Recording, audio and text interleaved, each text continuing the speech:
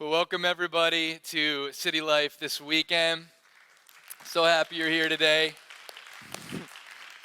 I wanted to just brag on you as a church family for a minute. We had a really cool moment this past week on Monday. It was one of those full circle moments that you have in life where you can look back and appreciate how much God has done over a period of time. But we were able to host on Monday the high school graduation ceremonies for South Philadelphia High School. And so we'll put up a picture and show you what it all looked like on Monday. So much fun, so much energy here in the house. But I think what felt so fulfilling to me is that, those of you who are OG City Lifers, we met for years as a church at South Philadelphia High School. So we were a church in their building, and if you had told me 5 years ago, God's going to give you a building and you're going to host South Philly's graduation ceremony, I would have thought you were crazy. But God specializes in crazy, so that's pretty cool. And I just want you to know that because of your giving, a lot of the greatest impact our church is having, you don't always see it. It's happening in between Sundays. Outside of this building, we've been able to maintain a relationship with South Philly High School as a faith-based partner. And we were actually just awarded, Pastor Darrell represented us at the mayor's office a few weeks ago, and City Life was awarded to Pastor Darrell the school's community partner award for the year. And so that's a pretty cool thing for a church to receive. And so thanks just for being generous. I wanted to show you that and brag on you for a minute. Well, happy Father's Day. And I want to do a little fun game. I found this online. I thought this was so fun. And so I edited it down a little bit for time's sake. But this is a little quiz. This is a little game called How Dad Are You? And so we're going to find out who is the daddiest dad at the 11:15 service today. And so how dad are you? So here's how this game works. We're going to put a statement up here on the screen, and then I'll describe the scenario. And if you have ever said that, Dad, give yourself a point, okay? And keep track of your points, tally them up, and we're going to see who is the daddiest dad here among us today. You ready? Number one, if you want to put it up there, guess it's free then. If you have ever said that because the cashier was struggling to scan an item, give yourself a point. Guess it's free then. I'm 1 for 1 so far. All right. Second, here we go. Found it. If you have ever said that while pointing a stud finder at your chest, walking through the aisle at Home Depot or wherever you were, give yourself a point. How dad are you? Okay, here's the next one. Looks like we'll have to amputate. If you have ever said that because your child had a minor accident, it's just a scratch. Looks like we'll have to amputate. Give yourself a point. Here's the next one. Let's rock and roll. If you've ever said that before, loading everybody up in the minivan, on the way to the beach, on the way even just to the store, whatever it was, give yourself a point. Okay, I love this one. What's the damage? If you've ever said that before you looked at the bill, at the restaurant, at the hotel, give yourself a point. Here's one that I'll be saying later today. I was just resting my eyes. Come on, dads. When your wife finds you, your kids find you asleep on the couch, I was just resting my eyes. Give yourself a point. I'm not paying to heat the whole neighborhood. You've said it. If you've ever said it when one of the kids leaves the door open of the house, go ahead, give yourselves a point. Here's another one. It's not heavy, just awkward. You know you were struggling carrying that thing up the steps, carrying it down the steps. We don't want to admit it. It's not heavy, it's awkward. It's, the shape of it. It's awkward. Give yourself a point. Here's another one. That's how they get you. Now, this can apply to a lot of situations. But they're going for the extended warranty protection, whatever it is. If you've ever said that's how they get you, go ahead. And then here's one more, famous last words. That's not going anywhere, said right after you tied something down. And right before the wind carried it away. So here's what we're going to do. How many of you got 4 or more points? Let me see your hands. Hold them high. 4 or more. 5, keep them up. 6, keep them up. 7, 8, we're done with this side. 9, 10. 10 out of 10. Vinny and David, your wife is holding your hand up.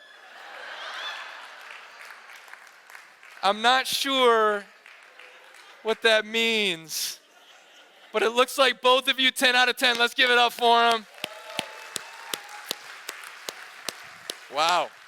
Wow. That's impressive, or unimpressive, I guess, depending on how you look at it. I'm not sure.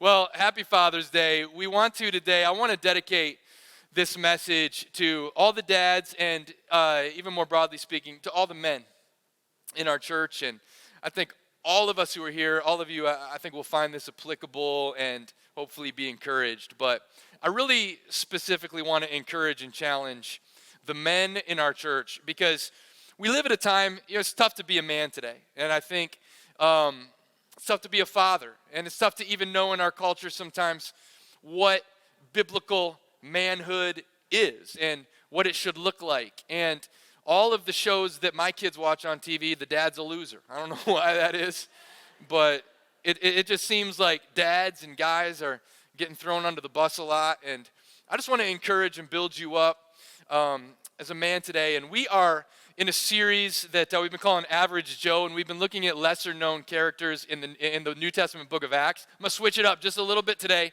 and I want to take you to the Old Testament. I want to tell you the story of a man that probably many of you have never heard of, a little bit of an obscure figure from the Old Testament, but so inspiring, his example to us. And his name is Eleazar, and we read about his story in 2 verses in 2 Samuel 23, and so let's look at it together.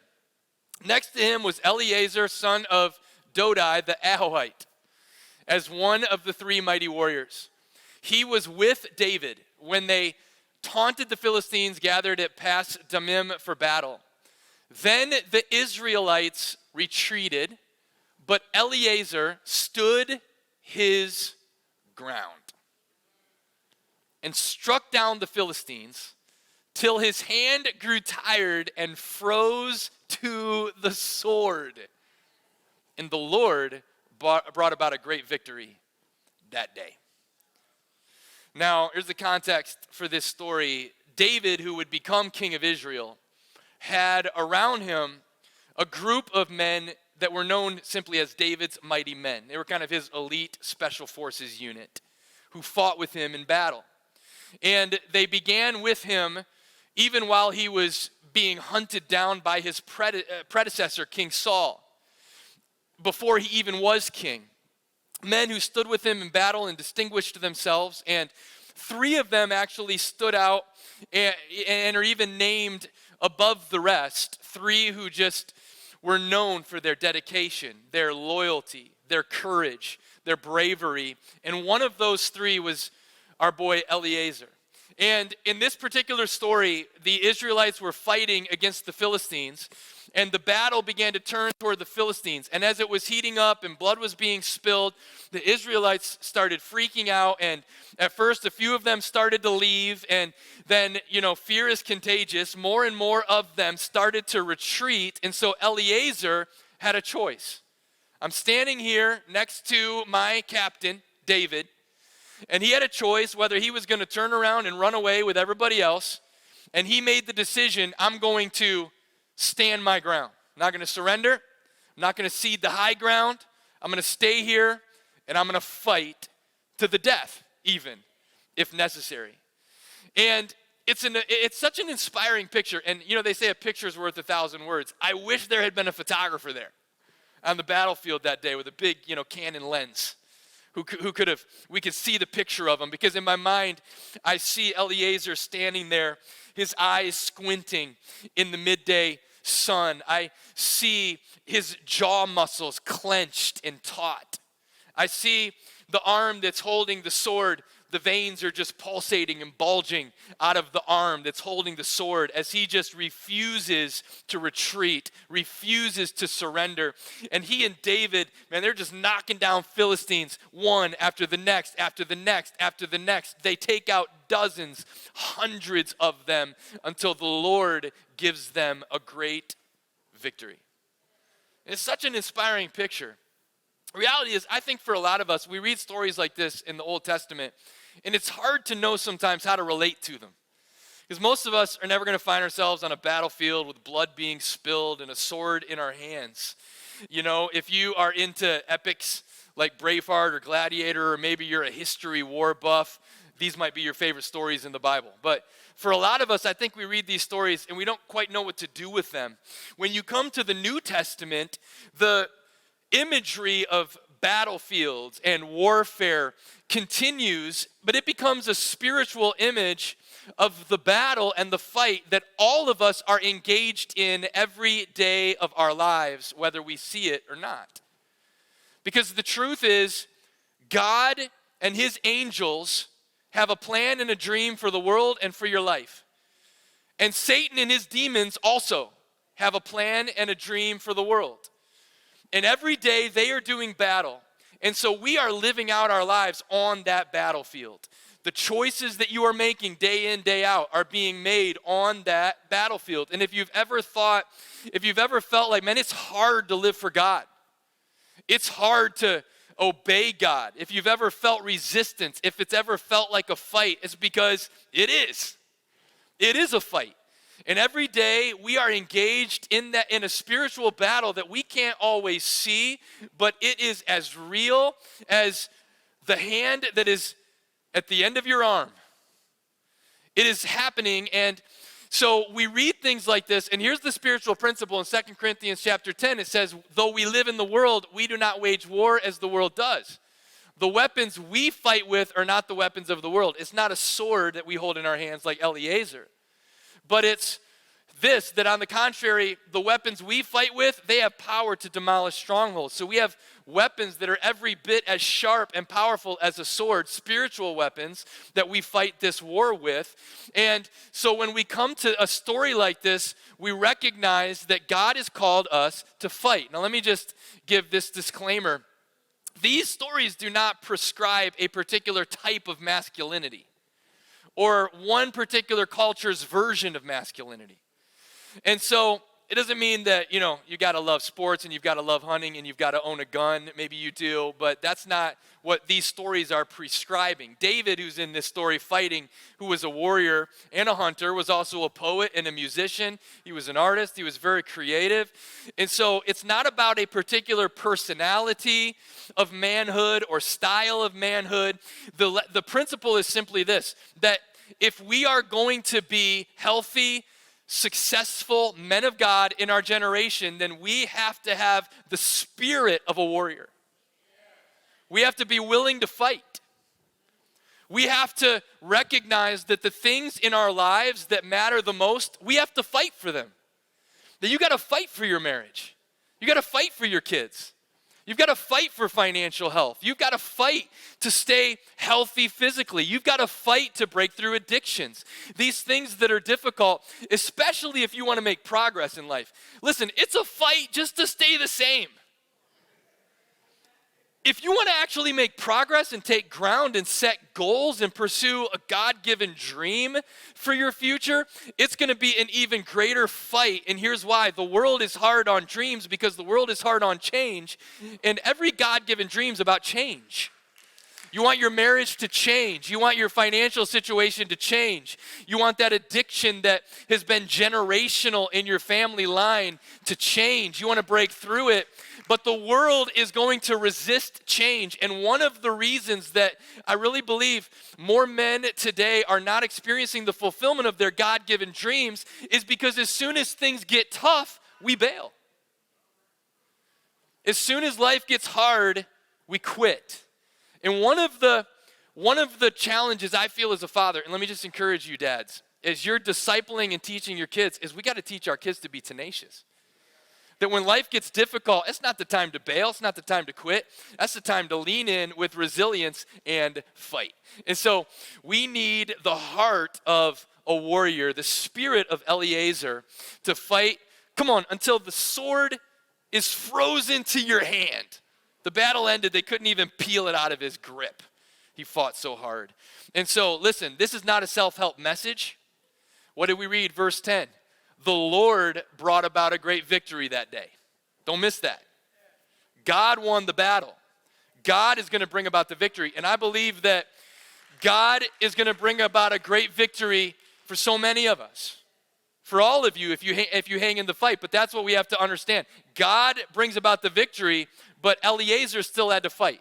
And God is going to bring about a great victory in your life, but you still got to fight. You still got to hang in there and fight. And so I want to just give you 4 qualities that I see in Eleazar that I think we just need as men of God today in our generation. And the first one is this: clarity. He knew what was worth fighting for. Eleazar knew this battle, it's worth my life. That this is a battle worth dying for. This is a fight worth dying for. He had that clarity. And this is so important. You know, there's the maxim that many of you have heard: choose your battles wisely. It's great advice. Great advice for marriage. Great advice for parenting. You can't die on every battlefield. Think about it logically. You got one of those in you. Every battle is not worth fighting. And I have this theory, as a society today, I think we have a little bit of attention deficit disorder as a society. There's so much outrage, some of it legitimate, some of it's manufactured.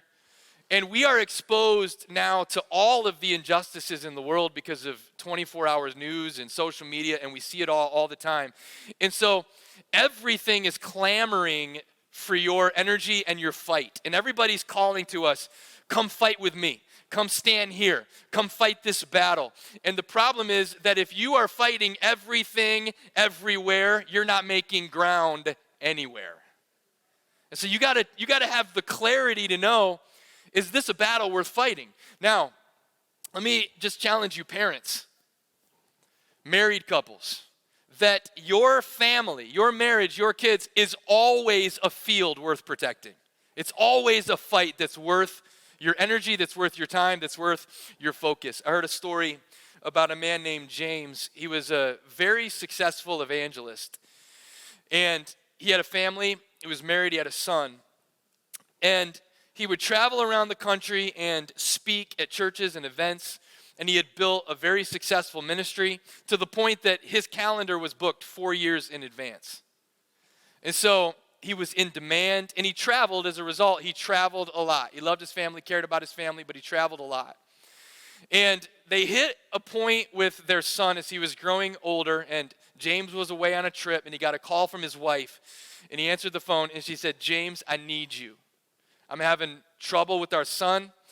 It seemed like overnight he was like 6'2". He had just turned 16. And he said, "I need you here. He's getting rebellious. I just asked him to do something. He flat out looked me in the eye and said, 'No, I'm not going to do it.' He said, 'I need you.'" And so James, he canceled the event he was speaking at. He drove home. A few days later, there was a for sale sign out on the front yard of the house. What he and his wife didn't know is that during that phone conversation, their son was actually in the room next door listening to the conversation. But he would say later his thought was, "What's my dad going to do anyway?" What his dad did is they moved. He took a position as a pastor of a small church in a small town, and he cleared his calendar for 4 years. He canceled every single speaking engagement for 4 years. And for 2 years, he decided, I'm going to focus on my son, 16, 17, 18 years old. He invested in him. He discipled him. He tried to revive his traveling ministry at the end of that, but a lot of the churches that he would go to, the pastors had retired and different people were there, and it just didn't take off. And he ended up, his ministry never got to the place that it had been before, but his son grew up to become someone who founded a ministry that many of you have heard of, Focus on the Family.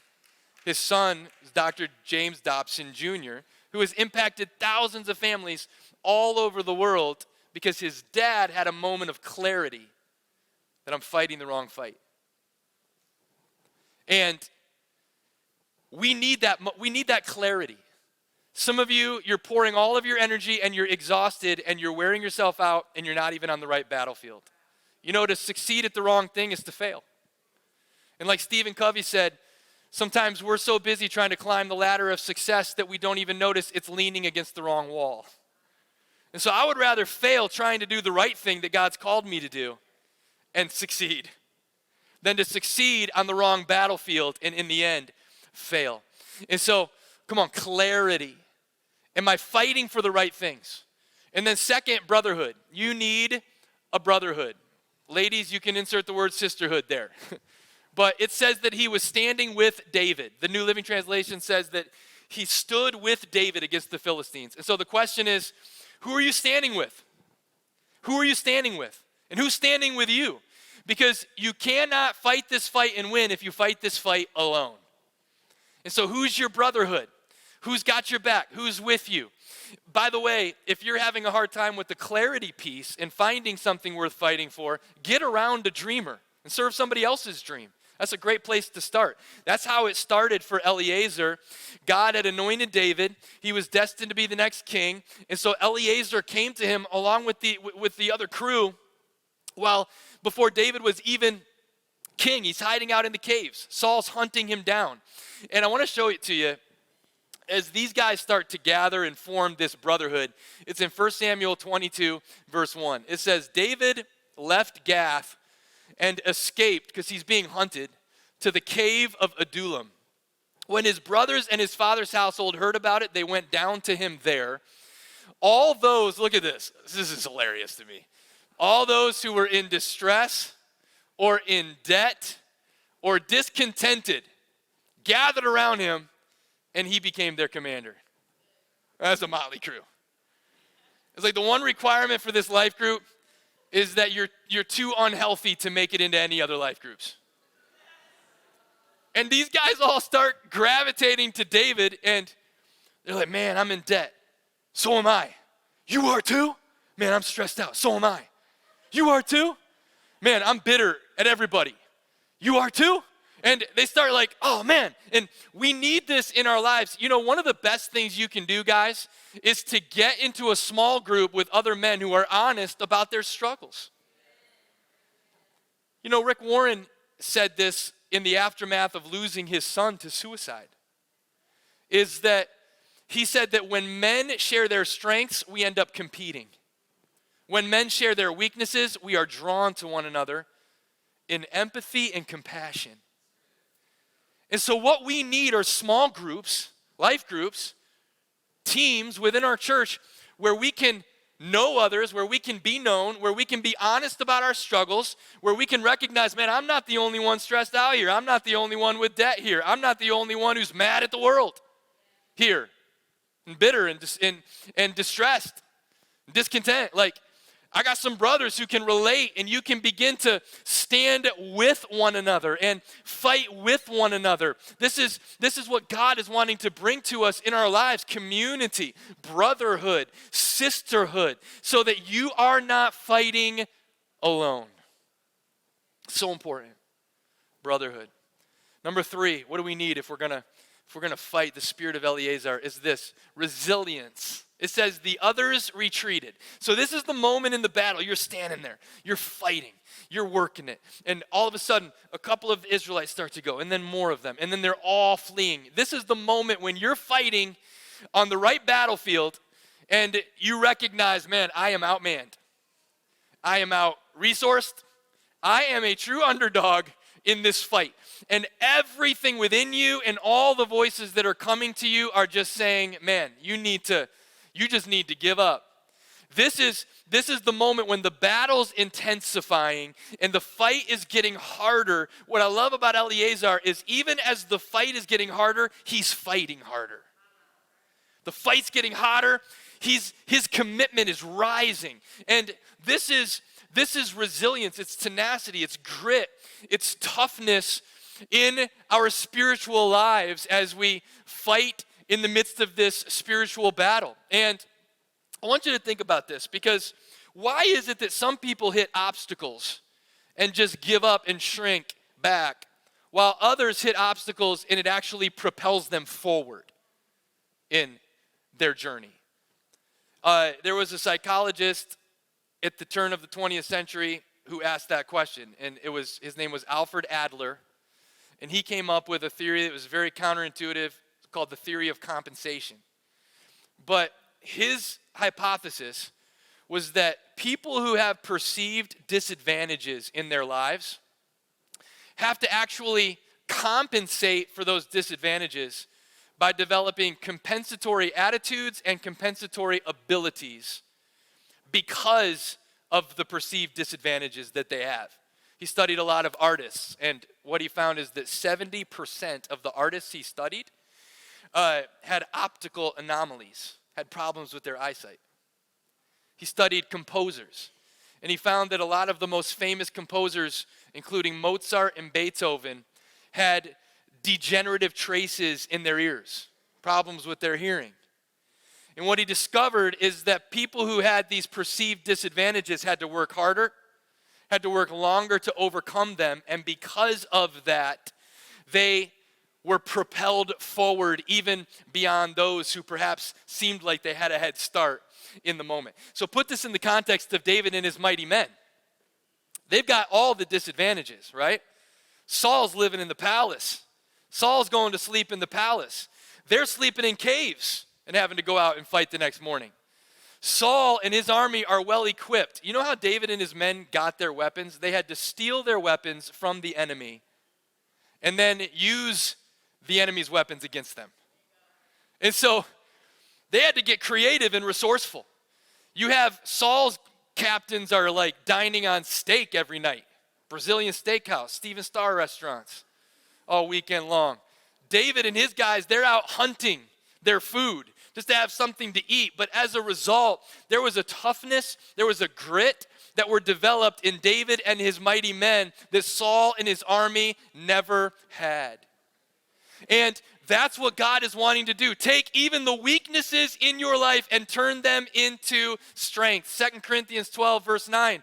The Apostle Paul said, God said to me, my grace is sufficient for you, for my power is made perfect in weakness. Therefore, I will boast all the more gladly about my weaknesses, so that Christ's power may rest on me. That is why, for Christ's sake, I delight in weaknesses, in insults, in hardships, in persecutions, in difficulties, in the whole army retreating. Because when I am weak, then I am strong. And I don't know what it is in your life, in your fathering today, that feels like it is a liability or a disadvantage or a weakness in your arsenal. But God can take that very thing, touch it, anoint it, and use it to propel you forward.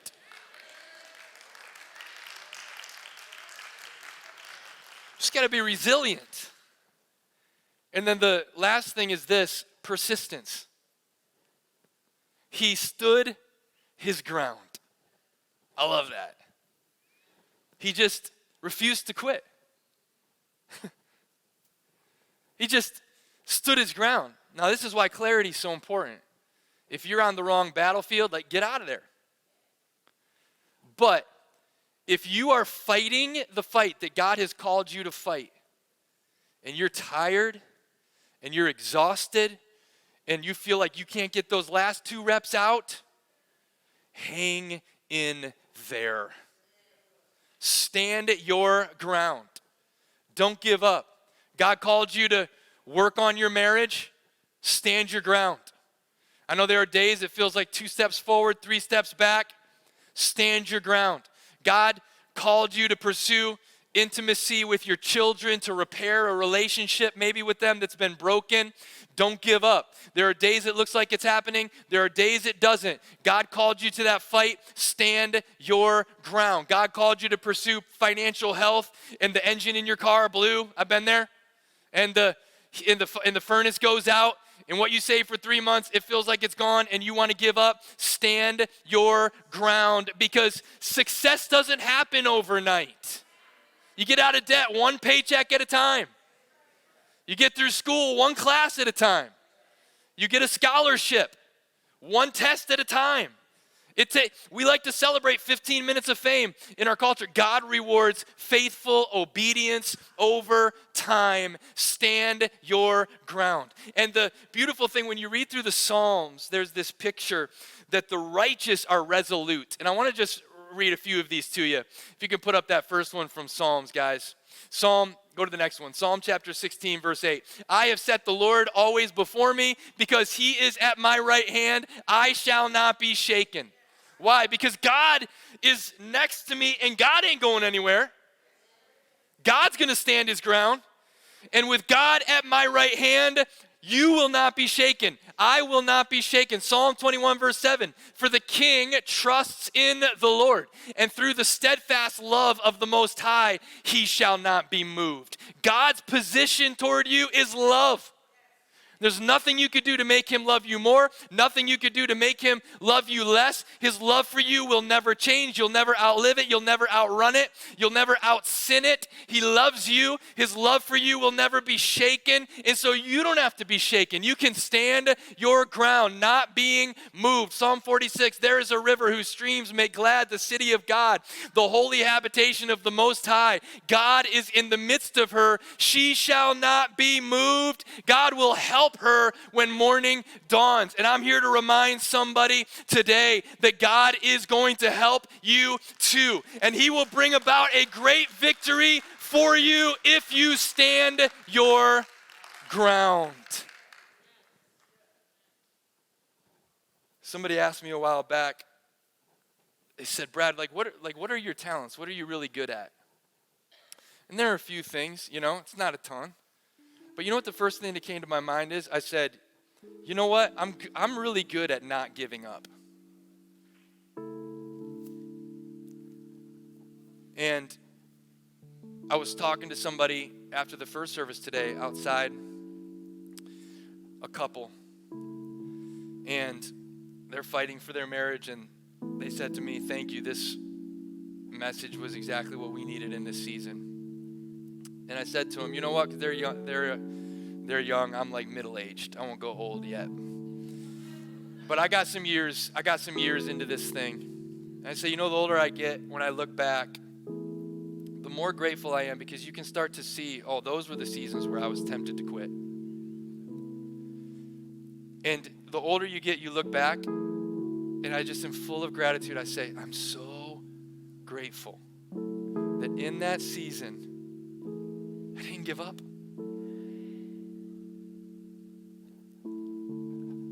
Stand your ground. Jesus had clarity, knew the fight that God had called him to fight, and never wavered from it despite all of the pressure that was around him. Jesus had a brotherhood, his own mighty men. They didn't look very mighty most of the time. The average Joes that changed the world. Jesus, so resilient.